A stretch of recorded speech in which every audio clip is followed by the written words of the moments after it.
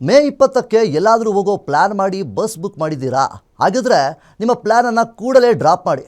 ಯಾಕಂದರೆ ಮೇ 20ರ ಮುಂಜಾನೆ 6 ಗಂಟೆಯಿಂದ ಇಡೀ ರಾಜ್ಯದಾದ್ಯಂತ ಸಾರಿಗೆ ಸಂಪೂರ್ಣ ಬಂದ್ ಆಗಲಿದೆ. ಬಸ್ಸನ್ನು ನಂಬಿಕೊಂಡು ಎಲ್ಲಾದರೂ ಹೋದರೆ ನೀವು ಎಲ್ಲಿರ್ತೀರೋ ಅಲ್ಲೇ ಲಾಕ್ ಆಗೋದಕ್ಕೆ ಮಾತ್ರ ಖಂಡಿತ ನೋಡಿ. ಮೇ 20ರಿಂದ ಕರ್ನಾಟಕ ಸ್ತಬ್ಧ, ಸಾರಿಗೆ ನೌಕರರ ಹೋರಾಟ ಶತಃ ಸಿದ್ಧ. ಸ್ಟೇರಿಂಗ್ ಹಿಡಿಯಲ್ಲ, ಟಿಕೆಟ್ ಹರಿಯಲ್ಲ, ಸ್ಪಾನರ್ ಮುಟ್ಟೋದೇ ಇಲ್ಲ.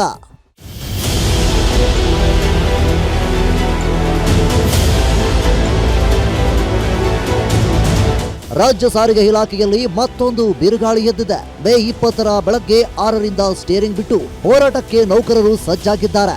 ವೇತನ ಪರಿಷ್ಕರಣೆಗಾಗಿ ಜಂಟಿ ಕ್ರಿಯಾ ಸಮಿತಿ ಹೂಡಿರುವ ರಣಕಹಳೆಗೆ ಇಡೀ ಸಾರಿಗೆ ವ್ಯವಸ್ಥೆಗೆ ನಡುಗೋ ಸ್ಥಿತಿ ಬಂದೊದಗಿದೆ.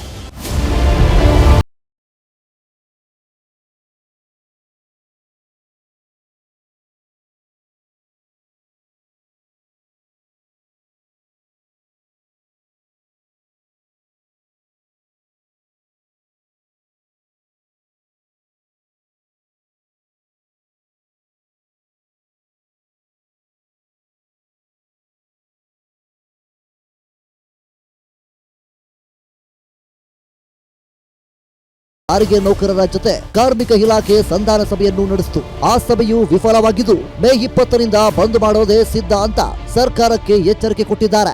ನಿಮಗೆ ಉತ್ತಮವಾದಂಥ ಬದುಕು ಆಗಬೇಕಾದ್ರೆ, ಉತ್ತಮವಾದಂಥ ವೇತನ ಬರಬೇಕಾದ್ರೆ ಯಾವುದೇ ಆಡಳಿತ ವರ್ಗ ಏನೇ ದಬ್ಬಾಳಿಕೆ ಮಾಡಲಿ ಅಥವಾ ಯಾವುದೇ ತಂತ್ರಗಾರಿಕೆಯನ್ನು ಬಳಸಲಿ, ನೀವು ಮೀನಿಗೆ ಹೆಂಗೆ ಈಜೋದನ್ನು ಯಾರು ಕಲಿಸಲ್ವೋ ಹಾಗೆ ಕಾರ್ಮಿಕರಿಗೆ ಸ್ಟ್ರೈಕ್ ಮಾಡೋದು ಗೊತ್ತಿದೆ. ಹಿಂದೆ 14 ದಿವಸ ಸ್ಟ್ರೈಕ್ ಮಾಡಿದ್ದಾರೆ ಅಲ್ವಾ? ಇದೇ ಜಂಟಿ ಸಮಿತಿ ಕರೆ ಕೊಟ್ಟಾಗ 4 ದಿವಸ ಸ್ಟ್ರೈಕ್ ಮಾಡಿದ್ದಾರೆ. ಅಂದರೆ ಸ್ಟ್ರೈಕ್ ಮಾಡಿ ಸಾರಿಗೆ ನಿಗಮಗಳ ನೌಕರರಿಗೆ ಅಭ್ಯಾಸ ಇದೆ.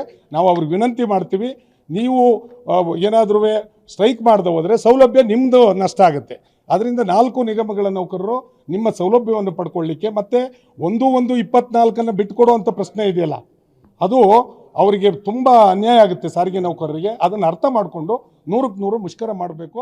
ಒಂದ್ ಕಡೆ ನೌಕರರು ಪಟ್ಟು ಸಡಿಲಿಕೆ ಮಾಡುವುದನ್ನ ಅರಿತ ಸರ್ಕಾರ ನೋ ವರ್ಕ್ ನೋ ಸ್ಯಾಲರಿ ಆದೇಶ ಘೋಷಿಸಿದೆ. ಅಷ್ಟೇ ಅಲ್ಲದೆ ಸಾರಿಗೆ ನೌಕರರಲ್ಲೇ ಒಡಕು ಮೂಡಿಸೋ ಕೆಲಸ ಮಾಡ್ತಿದೆ ಅನ್ನೋ ಆರೋಪ ಕೇಳಿ ಬರ್ತಿದೆ. ಸರ್ಕಾರ ನಮ್ಮ ಒಗ್ಗಟ್ಟನ್ನು ಮುರಿಯೋಕೆ ನೋಡ್ತಾ ಇದೆ, ಆದ್ರೆ ನಮ್ಮ ಹೋರಾಟ ನಿಲ್ಲಲ್ಲ ಅಂತ ಸಾರಿಗೆ ನೌಕರರು ಗುಡುಗಿದ್ದಾರೆ. ಕೋರ್ಟ್ನಲ್ಲಿ PIL ಹಾಕಿದ್ರು ನಾವು ಎದುರಲ್ಲ, ಮುಷ್ಕರ ಖಚಿತ ಅಂತ ಖಡಕ್ ಆಗಿ ಸಂದೇಶ ರವಾನಿಸಿದ್ದಾರೆ. ಅವ್ರು ಕರೀತಾರೆ ಹೋಗ್ರಿ ಅಂತ ಹೇಳಿ ಕಳಿಸಿದ್ರು ಲಾಸ್ಟ್ ಟೈಮ್ PIL ಇದ್ದಾಗ. ಅದರಿಂದ ಕೋರ್ಟು ಯಾವ ರೀತಿ ನಾವು ಹ್ಯಾಂಡಲ್ ಮಾಡಬೇಕು ನಾವು ಮಾಡ್ತೀವಿ. ಬಟ್ ಈ ಬಾರಿ ಏನೇ ಆದರೂ ಯಾವುದೇ ರೀತಿಯ ದಬ್ಬಾಳಿಕೆ ಬೆದರಿಕೆ ಹಾಕಿದ್ರು ಒಗ್ಗಟ್ಟಾಗಿ ನಾವು ಮುಷ್ಕರವನ್ನು ಮಾಡಿದ್ವಿ ಅಂತಂದರೆ ಸರ್ಕಾರ ನಮ್ಮ ಬೇಡಿಕೆಗಳನ್ನ ಉಪೇಕ್ಷೆ ಮಾಡಲಿಕ್ಕೆ ಸಾಧ್ಯನೇ ಇಲ್ಲ. ಅವರು ತಮ್ಮ ಆದೇಶನ ವಾಪಸ್ ತಗೊಂಡು ನಮ್ಮ ಬೇಡಿಕೆಗಳನ್ನ ಈಡೇರಿಸಲೇಬೇಕು. ಅದಕ್ಕೆ ಸಾರಿಗೆ ನೌಕರರೆಲ್ಲ ಗಟ್ಟಿಯಾಗಿ ನಿಂತು ಒಗ್ಗಟ್ಟಿನಿಂದ ಹಲವಾರು ಗೊಂದಲಗಳನ್ನ ಮಾಡೋರು ಇದ್ದಾರೆ. ಅದರಿಂದ ಯಾವುದೇ ರೀತಿಯ ಒಂದು ವಿಚಲಿತರಾಗದೆ, ಯಾವುದೇ ರೀತಿಯ ಡೈವರ್ಷನ್ಗೆ ಆಸ್ಪದ ಕೊಡದೆ, ಒಮ್ಮನಸ್ಸಿನಿಂದ ಒಕ್ಕೊರಲಿಂದ ನಮ್ಮ ಹೋರಾಟವನ್ನು ಯಶಸ್ವಿ ಮಾಡಬೇಕು ಅಂತ ಹೇಳಿ ಸಾರಿಗೆ ನೌಕರರು ನಾನು ವಿನಂತಿ ಮಾಡ್ಕೊಳ್ತೀನಿ. ನೌಕರರು ಇಷ್ಟೊಂದು ಖಡಕ್ಕಾಗಿ ನಿಂತಿರುವಾಗ ಸರ್ಕಾರ ಸುಮ್ಮನೆ ಕೂತಿಲ್ಲ.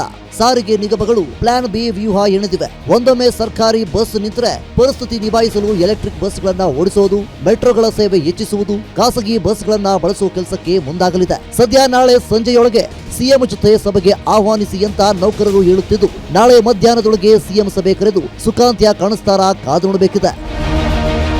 Ullas S Kiruvase, Guarantee News, Bengaluru.